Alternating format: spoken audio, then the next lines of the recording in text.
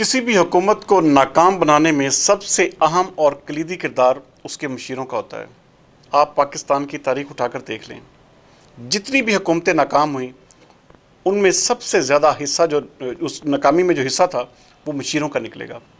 यही हाल आज पाकिस्तान तहरीक इंसाफ के साथ हो रहा है। बड़े ही आराम से चलती हुई तहरीक अदम एतमाद इतनी तलातम खेजी अगर बर्पा की तो पाकिस्तान तहरीक इंसाफ के अपने ही लोगों ने, उनके बयानात ने ना सिर्फ जलती पर तेल का काम किया बल्कि जो उनके इत्तेहादी थे वो भी उनसे दूर हो गए।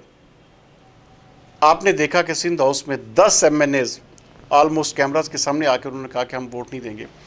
जैसे ही वो कैमराज के सामने आए, गालियों और वो पता नहीं क्या क्या तूफान बदतमीज़ी बर्पा हुआ, बल्कि यहाँ तक कि सिंध हाउस पर धावा बोल दिया गया। और धावे में आप ये देखें कि अगर आप इस तरह के एटीट्यूड इख्तियार करेंगे तो कोई अगर वापस भी आना चाहता है तो वो कभी वापस नहीं आएगा। ऐसी सूरत हाल में सिर्फ़ और सिर्फ हुकूमत का अपना ही नुकसान होता है। मैं आज भी इस बात पर कायम हूँ कि पाकिस्तान तहरीक इंसाफ जो है ये तहरीक अदम एतमाद को नाकाम बनाने की मुकम्मल सलाहियत रखती है, लेकिन अगर इसको कामयाब बनाएगी तो पाकिस्तान तहरीक इंसाफ के अपने मुशीरान और अपने वफाकी वज़रा ही बनाएंगे, वो भी अपने बयानात से। जब आप अपने बयानात से इतनी दूरियां पैदा कर देंगे तो मेरे ख्याल में कोई भी ऐसा जी शऊर इंसान, जब उसको गालियां दी जा रही हों, जब उसको ये कहा जा रहा हो कि आपने पैसे लेकर अपने जो ज़मीर को जो है बेच दिया, इस तरह की बातें होगी तो मेरे ख्याल में कोई भी शख्स वापस नहीं आएगा। आप इस वक्त बिल्कुल वो चीज़ तो ख़त्म हो चुकी कि कौन हुकूमत में आएगा कौन हुकूमत, अब तो इखलाकी बरतरी है।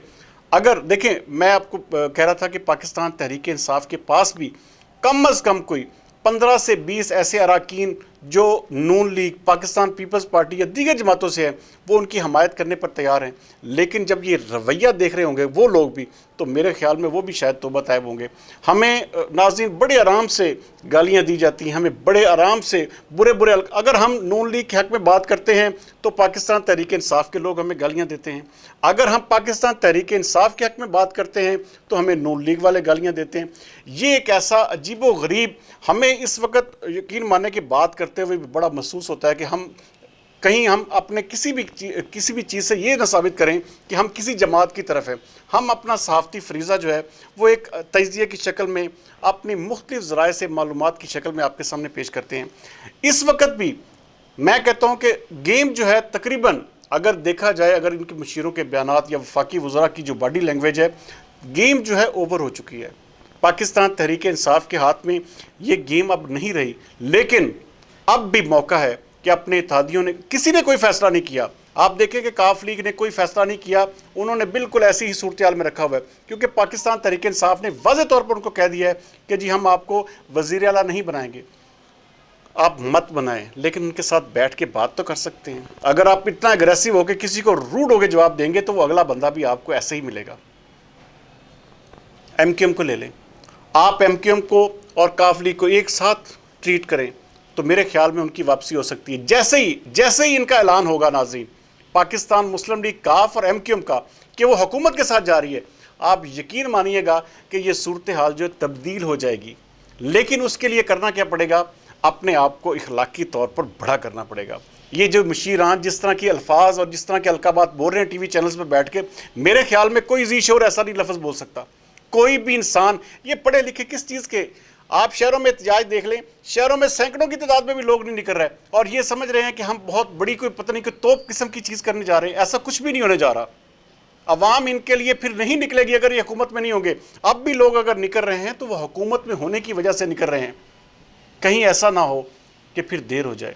इमरान खान साहब, आपके पास वक्त बहुत कम है। या तो देखें, अगर आपने अब इल्ज़ामात लग रहे हैं जी कि ये पैसे दे के, जबकि तमाम लोग ये कह रहे हैं कि हम अपना हलफ देने को तैयार हैं और ये मुफ्ती प्रोपेगेंडे किए जा रहे हैं। आप चौधरी शुजात हुसैन का बयान देख लें, उन्होंने कहा कि कोई भी शख्स इस वक्त पैसों की वजह से वोट नहीं बेच रहा अपना।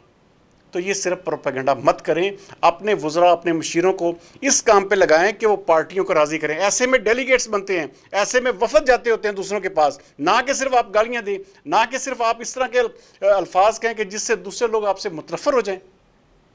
ये इंतहाई बुरी बात है जिसका खमियाजा इमरान खान साहब आपको भुगतना पड़ेगा। फिर ये देखें, हमारे तज्ज़िये भी फिर सारे गलत हो जाएंगे। देखें, ये نون لیگ، پاکستان پیپلز پارٹی یا دوسری جو جماعتیں ہیں، ان کا آپ کو پتہ ہے کہ مقتدر حلقوں کے ساتھ کس طرح کا رویہ رہا ہے. یہ بہت بڑی، آپ دیکھیں آگے سینیریو کیا بنے گا. آپ یہ دیکھیں کہ آگے حکومت کیسے بنے گی، جگہ جگہ پہ تمام جماعتوں کو کیسے حصہ ملے گا، کتنے عرصے یہ حکومت رہے گی. یہ تمام چیزیں کوئی ایسی بالکل آسان بات نہیں ہے. ابھی بھی موقع ہے، ابھی بھی موقع ہے پاکستان تحریک انصاف کے پاس کہ وہ اپنے قابل قسم کے لوگوں کو آگے لائیں اور ان کے ذریعے اپنے وفد بھیجیں اور وہاں پر ان کے ساتھ بات چیت کریں. یہ اس طرح کی اگر زبان درازی والے جو 2-4 بندے جس طرح کے شیخ رشید، فواد چوہدری یا اس طرح کے لوگوں کو اگر آپ نے اپنے سامنے لانا ہے، یا آپ نے ایسی خواتین کو سامنے لانا ہے جن کی زبان سے برے الفاظ نکلے، تو میرے خیال میں پھر عمران خان صاحب آپ کی ہار یقینی ہے، پھر اس کو بدل کوئی نہیں سکے گا. بہرحال اب بھی تحریک عدم اعتماد عمران خان کی پارٹی کے اپنے ہاتھ میں ہے. اگر آج وہ اپنے رویے اور اپنی چیزوں کو ٹھیک کر لیتے ہیں تو میرے خیال میں ابھی 28 بہت دور ہے.